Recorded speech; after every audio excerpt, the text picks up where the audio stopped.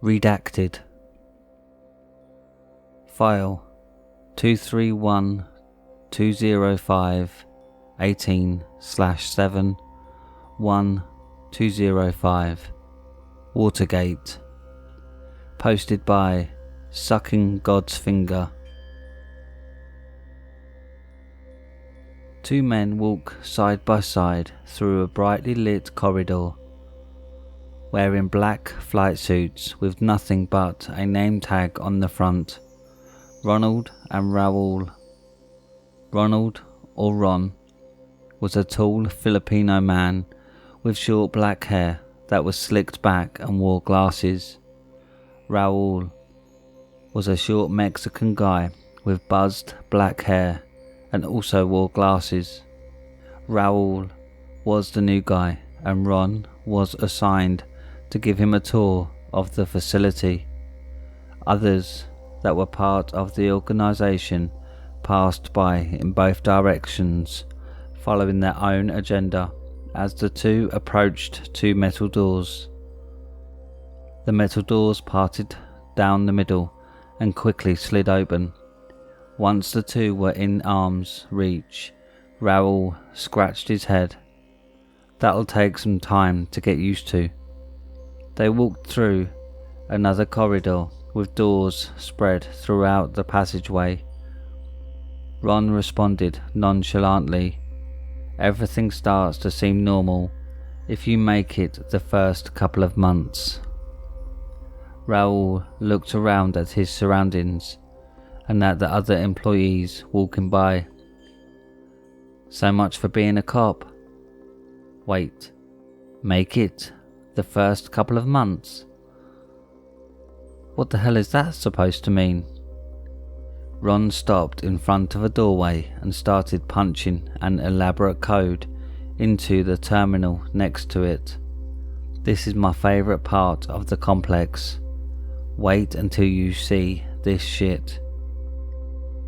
Raoul went to interject that he was not to be ignored, but instead fell silent.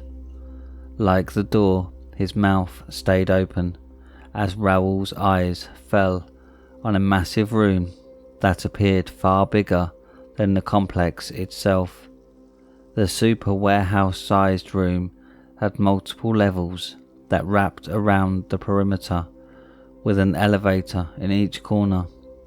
Each level had countless blue portals that looked like giant puddles of water sitting on their sides. Each one was held in place under a stone archway, with employees of the organization going in and out of them.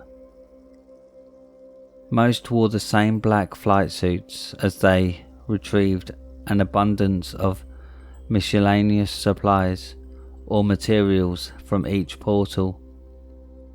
Others were going into the portals in full battle gear, but varied by their unit expertise. Ron smiled at the sight of Raoul's amazement and said, "Behold, the bathhouse." Raoul was still in shock and stood in silence, so Ron continued, "Want a closer look?" Raoul finally responded by quietly nodding his head. Ron shook his head and patted him on the back of his shoulder. "Come on, I'll show you something cool."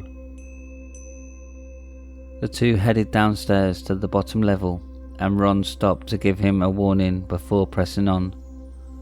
"Do not touch anything. Do not stand too close to any of the portals. If you hear something calling for you to help them out from inside one of the portals, just ignore them. I tell you these things because if you do not listen to these rules, you're probably gonna die or get everyone killed. And I'm not trying to deal with that shit today. Got it?" Raoul nodded his head in understanding and then continued on. Ron and Raoul walked between the walls of portals, with Raoul looking around at everything around them. All while Ron gave him the rundown on this specific project. Welcome to hashtags, also known as the bathhouse. This is where we are able to access any time, space or dimension we have an anchor to, thus giving us humans the ability to obtain the resources we need to keep humanity thriving. It allows us to aid other Earths for our Earth's personal gain.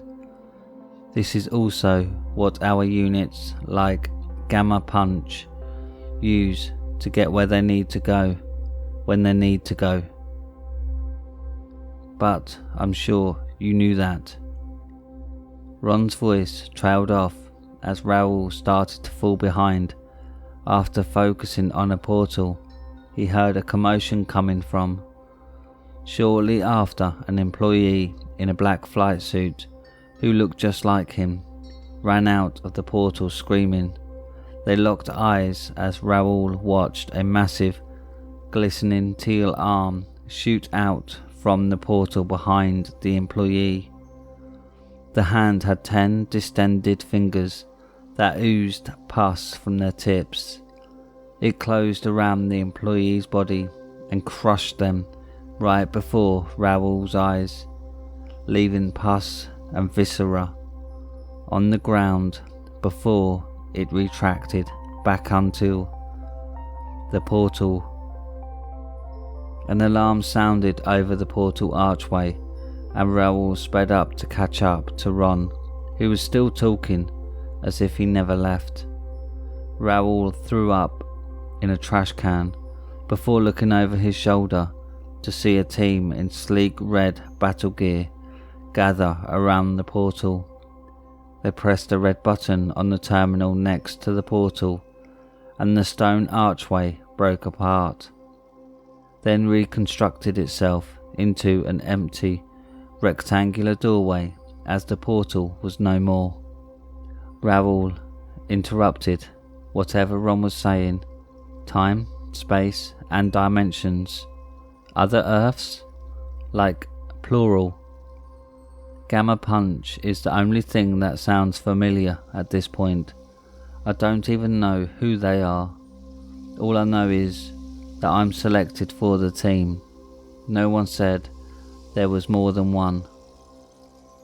Ron responded without turning around. Well, I can see you don't care about lunch or break. That is all correct. Everyone is selected, so don't worry yourself. You're no one special. Ron gestured with his hand for Raoul to catch up, and that he did. Raoul walked beside him, speaking with annoyance and uncertainty. You say that so casually. I really don't think I'm cut out for this. Ron responded with a straight face. No one is cut out for what we do. Worry grew in Raoul's eyes. I thought you said I'll get used to it after the first couple of months. Ron nodded at a fellow employee walking by. Again, if you make it. The two walked up to a machine and stopped before it. It stood from floor to ceiling with terminals on each floor. Ron pressed a few buttons on the terminal in front of them, and a metal panel slid up, showing a child's kaleidoscope behind thick glass. It had wires attached to it that went up the insides of the machines and branched out to the many floors above. Raoul looked around to see if a prank was being played on him. What the hell is that supposed to... Ron interrupted him before he finished his question. Here we are, the infamous omnidirectional kaleidoscope. Raoul scoffed before speaking with a nervous tone. Oh, what? This has to be a joke. Ron spoke without taking his eyes off the terminal.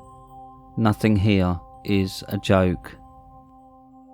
This object was manufactured after extracting a vital organ from a multi-dimensional being that we have come to call the braid.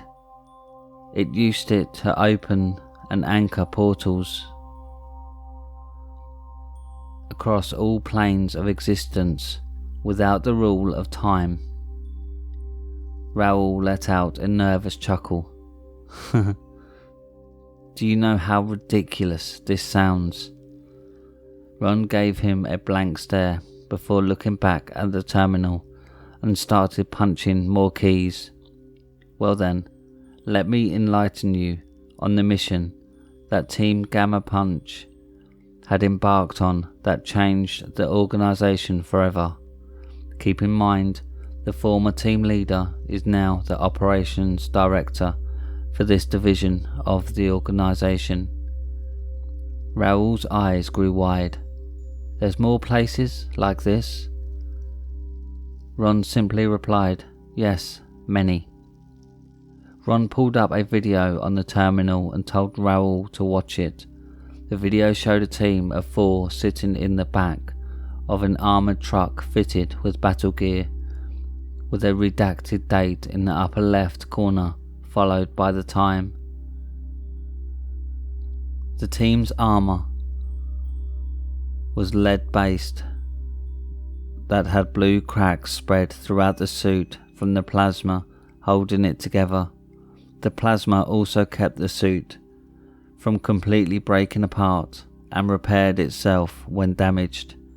Each member of the team was looking at a data tablet with a heavy black case around it, while a voice spoke from the speaker overhead.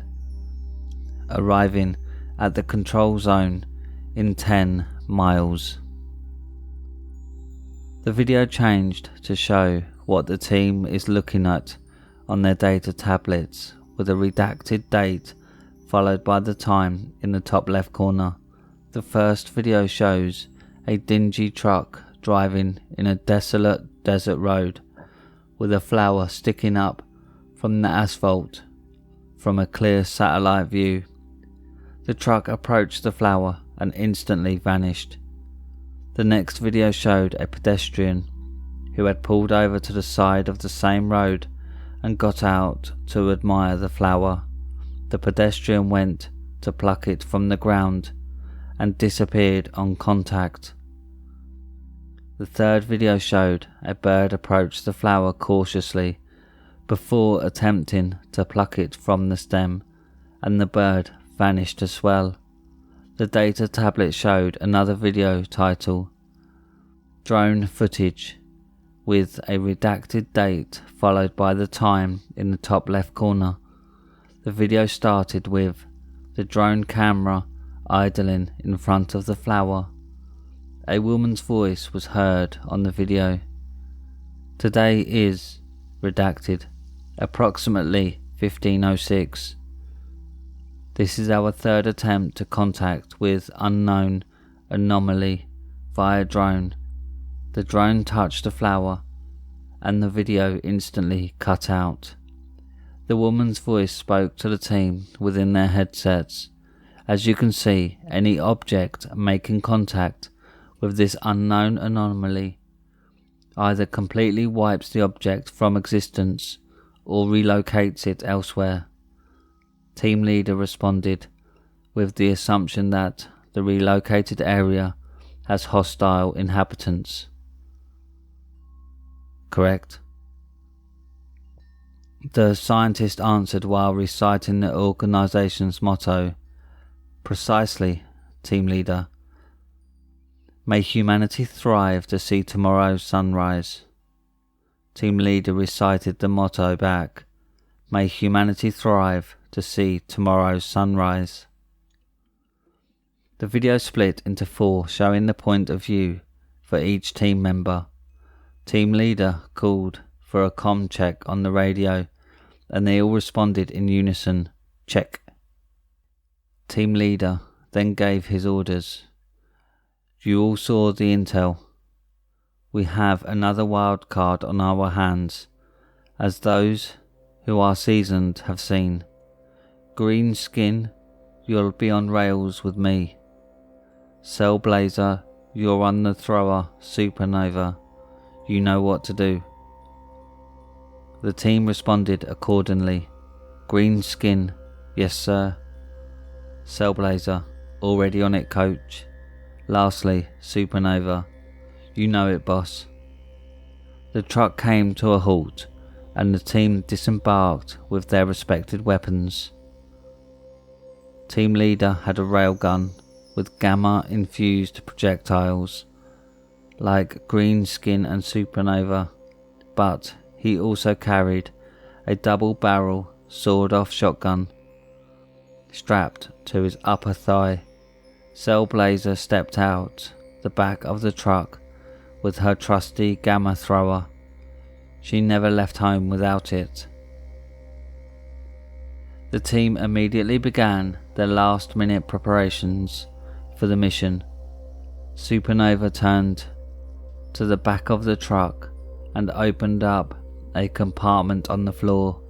He began putting pieces together, then placed them in one bag and put supplies in another, while team leader stood next to the truck, fastening a rope around his waist.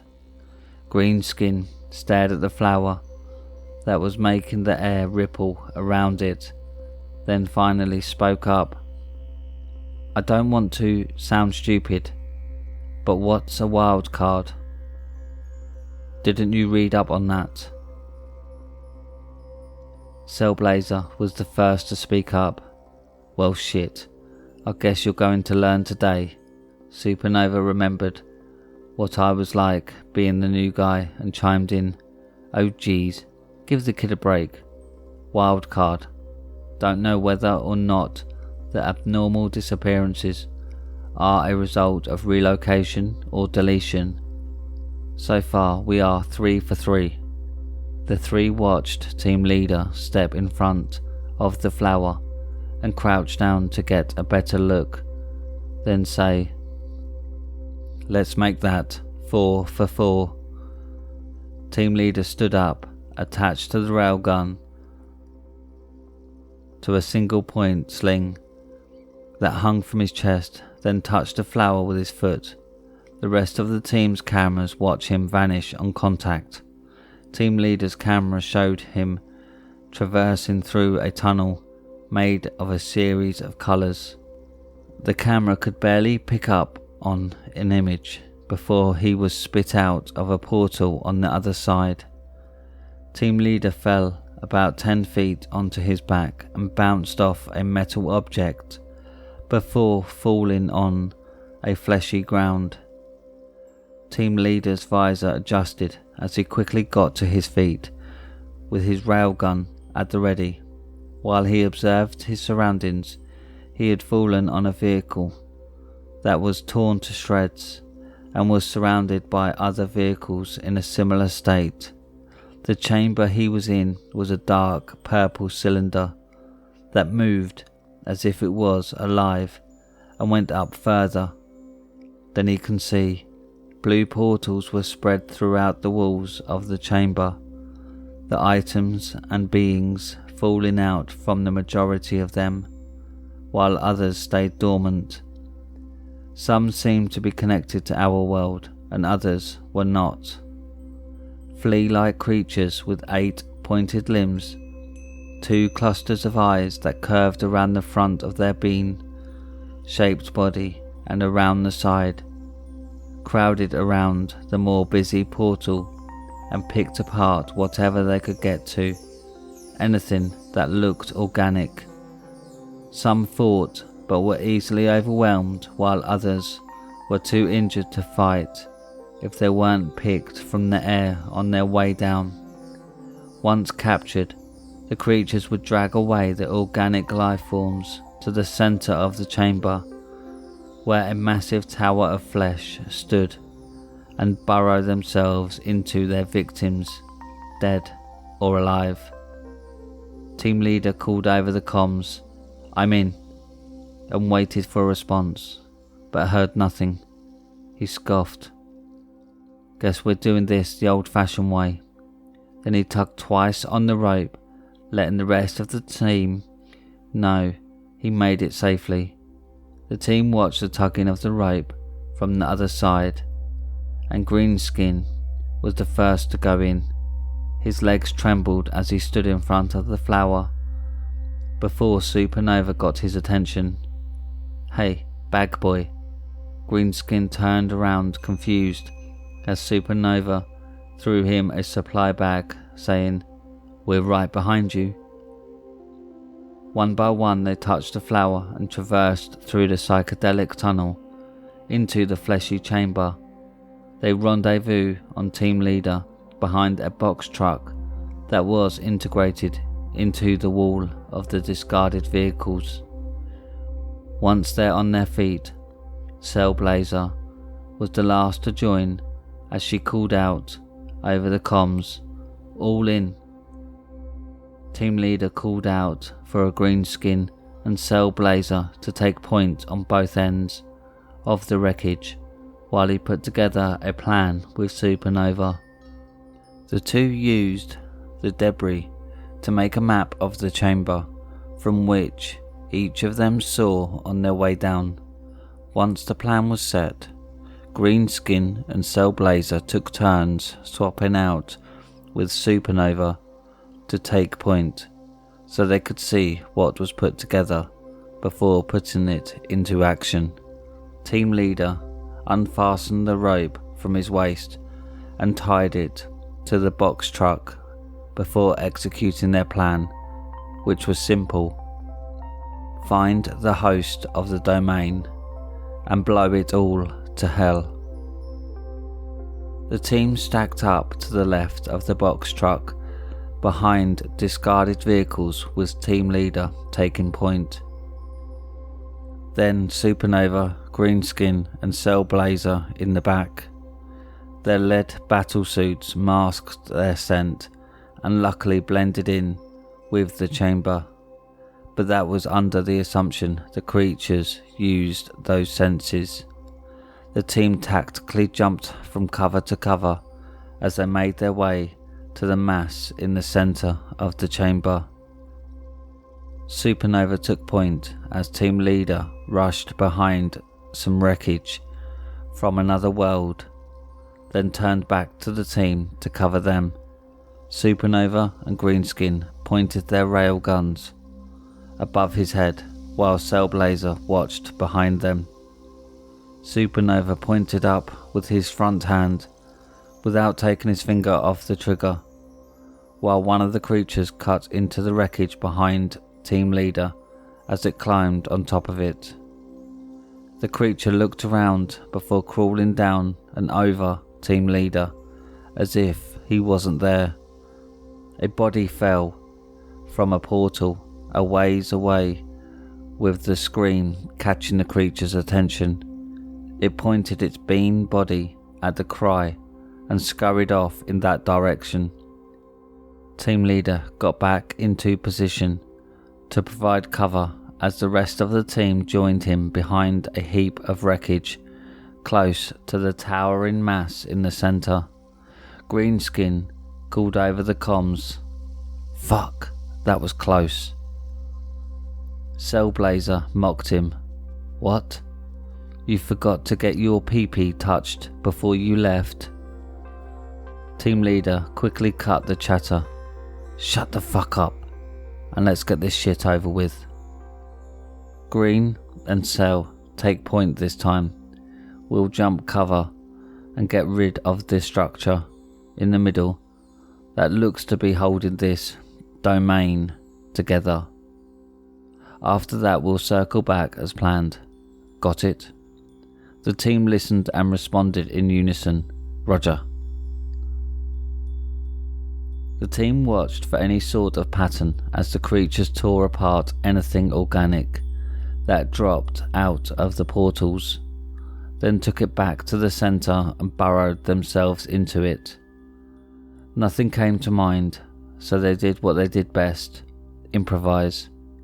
Team leader ran next to the mass in the middle as Supernova provided cover. Greenskin patted Supernova twice on the shoulder, signalling he was going to cover him. Then Supernova ran across to join team leader, who was now providing cover himself. Team leader scanned the area with his weapon ready, while Supernova crouched behind him, facing the fleshy structure. The other two watched the area from behind their cover, ready to engage. Supernova slowly pulled out a bomb with neon green smiley face on it and began to plant it on the structure. The creatures darted around them as if they weren't there and feasted on those who weren't as fortunate. Supernova and team leader froze as one of the creatures scurried over Supernova's head while he was getting the fuse ready. The fuse slipped from his hand and he simply just let it fall onto the ground to avoid any sudden movement. He crouched down to grab it as soon as the creature was out of sight, and to his surprise, it was not there. Supernova called over the comms, "Shit. The fuse disappeared. We need the bag." Team leader responded, "Copy that, hold tight," then gestured with his hand for Greenskin to join them. Greenskin was nervously checking the supply bag, while team leader and Supernova provided cover from the flesh structure. Cellblazer tried to ease his nerves. "You're up, Green Lips. Leave it to Supernova's butterfingers. Bet he dropped that shit or something." Greenskin gulped before stepping out from behind cover, struggling to pull off the supply bag, and held it in front of his hand while holding his railgun. He was making his way toward them and tripped on a piece of debris in transit, making him fall to the ground, spilling some of the contents inside. Supernova was annoyed. "So fuck training, right?" Team leader quickly reminded him, "I remember when you were wet behind the ears.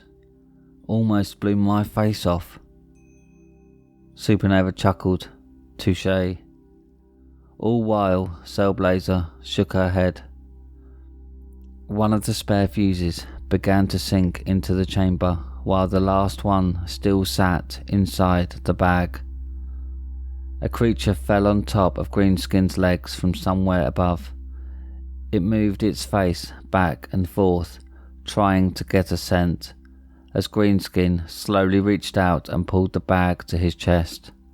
The creature prodded at his armor, as if he was some fallen debris, then proceeded to crawl over him until one of its sharp legs punctured through the shoulder of his suit. The team watched with their steel nerves as Greenskin looked up at team leader and Supernova and gave them a thumbs up with the fuse in hand. The creature lifted its limb from inside of Greenskin and blood began to pour out before the suit could mend the damage. Catching its attention, Greenskin pushed up with one hand and threw the charge at Supernova with the other hand. The creature was confused and thrown off balance when he did so. Supernova put the fuse and activated the bomb. As the creature let out a wail, Cellblazer pulled the trigger and let loose the cleansing green gamma flame all over Greenskin, while she laughed manically. "Burn! I'll roast all of you motherfuckers." One of the creatures climbed over the wreckage. She was taking cover behind, and team leader opened fire on it with his railgun, leaving charred green holes in its body before it fell to the ground.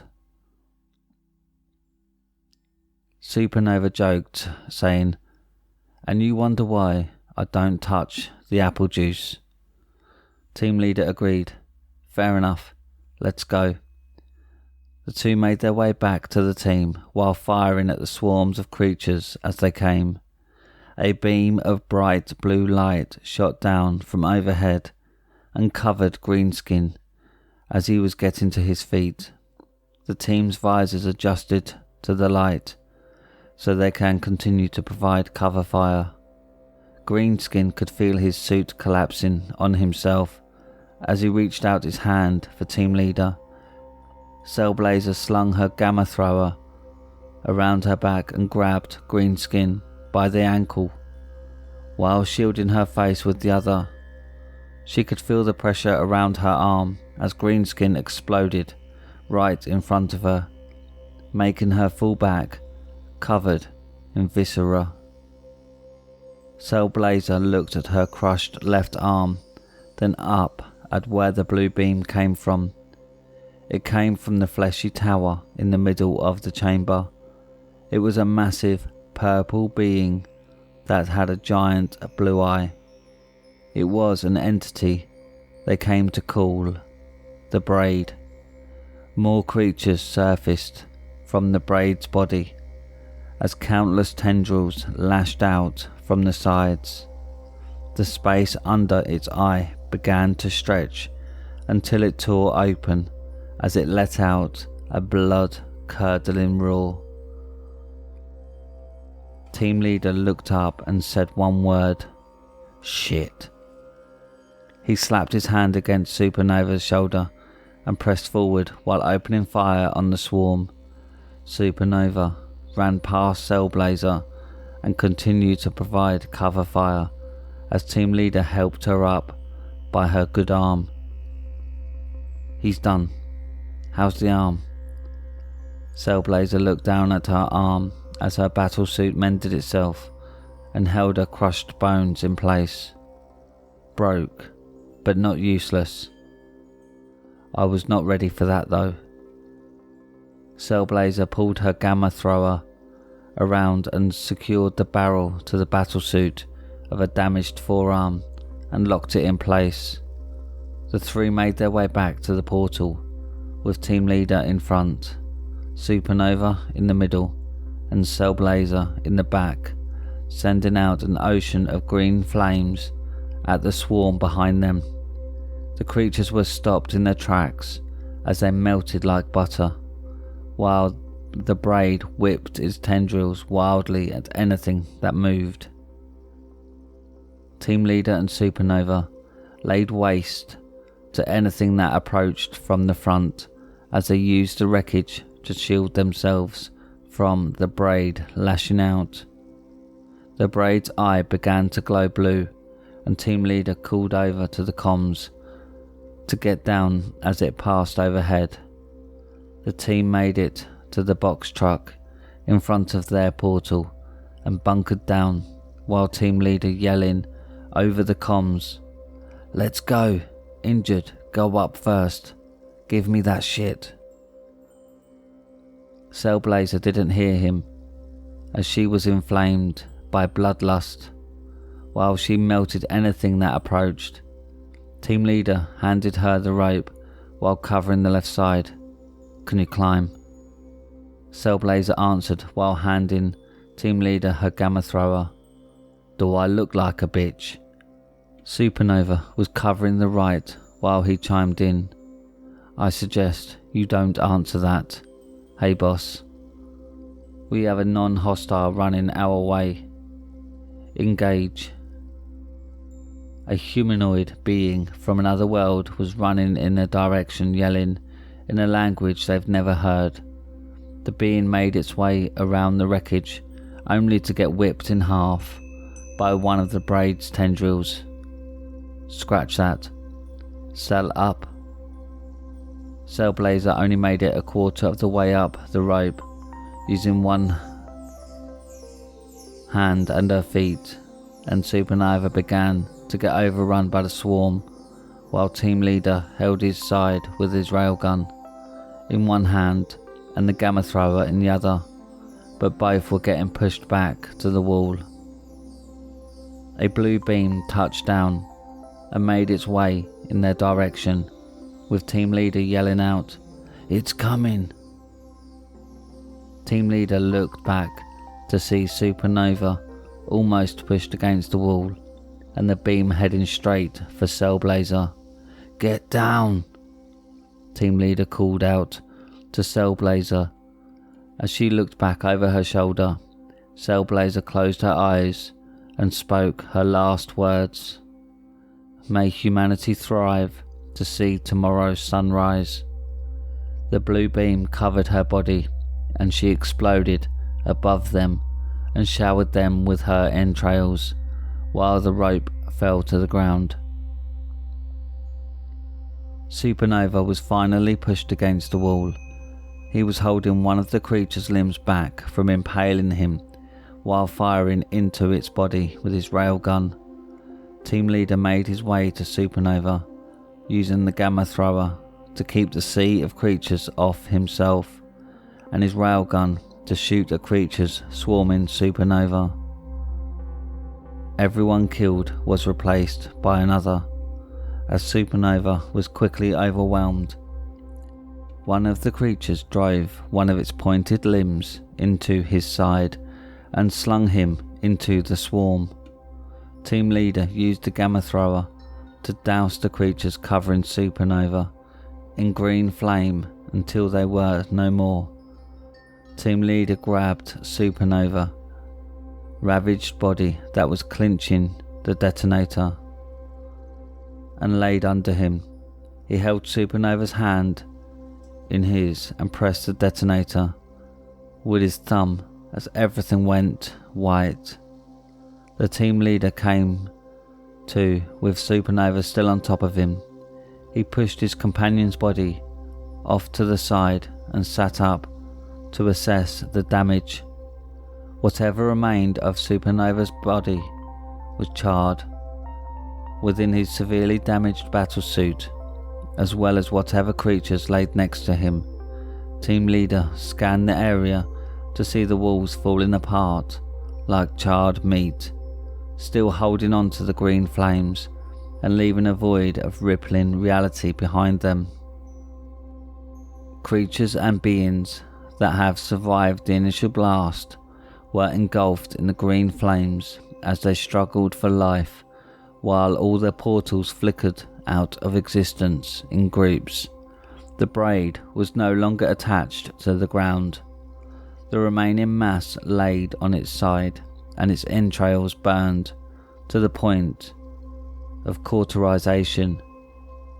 As it grasps for life, team leader could see half of his face melting off of exposed bone from the reflection of his damaged visor.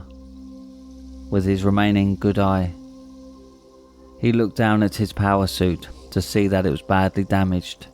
Some of his flesh bubbled through the cracks of his suit, so when the suit mended itself, it fused to it. Team leader got to his feet and walked through the crumbling domain towards the braid, who laid in the middle.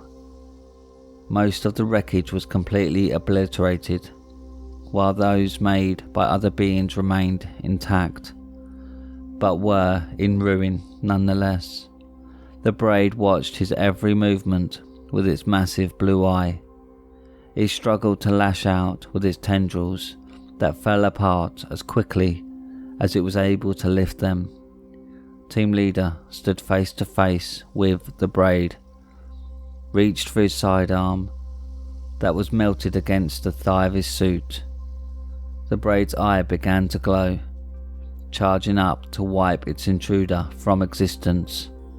Team leader grabbed a hold of the eye with both hands, placed his foot underneath, and pried it from the socket with the nerves and unknown organs still intact. The braid went limp as he held the eyeball in one hand and the cluster of nerves and organs in the other. He started messing with the unknown organs and the eyeball began to glow blue. Team leader pointed the eye at the wall of the crumbling domain and gave the organ in hand a squeeze, making a portal of his own. Team leader stepped forward through the portal and the video ended with a portrait of a helmetless, clean-shaved and smiling team leader himself with the title Operations Director underneath. Ron closed out the video, and it only took him 60 years of his time to get back. Raoul shot his head in Ron's direction. That's pretty... Wait, 60 years? How does that even work? Plus, his face looks fine. That can't be the same guy. Ron began to walk away with Raoul following behind him, confused as ever. Remember, space, time and dimensions. Fortunately, he met some smart things along the way that happened to help him out or experiment on him to see what would happen along his way. Shit, we wouldn't have obtained the footage or the technology if he died with the rest of the team. Raoul was trying to process the knowledge and nervously asked, "And you're saying this can literally happen to any of us?" Ron ignored his question. "Anyway, you want to know the best part? The director made it back to our dimension in redacted during that whole scandal thing. Crazy, huh?" Raoul scoffed in annoyance from being ignored again. "I mean, I guess that makes sense. And he just waited to make it back to our time." Ron shook his head before responding, "Nope. That's what that machine was made for. It's launch time. So no more talking about work." Raoul unknowingly stopped in front of a portal, annoyed more than ever. As Ron kept walking, he opened his mouth to interject, but before he could say anything, a web shot out of the portal he was in front of that covered his body. Raoul screamed for Ron, but he just threw up his hand and said, "Lunchtime. Hope to see you at work first thing in the morning."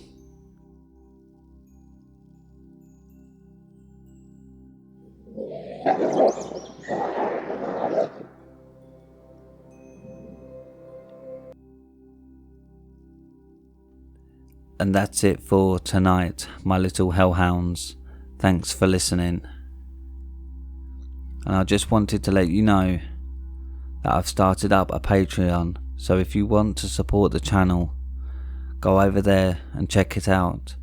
There will be exclusive videos that won't be on YouTube, and you can check out the posts and other chat options as well. Anyways, if you have any scary stories that you want narrated on the channel, then submit them to Reddit r/homeofscares and follow me on Twitter at homeofscares. Don't forget to like and subscribe, as this really does help the channel. Now, good night, my little hellhounds.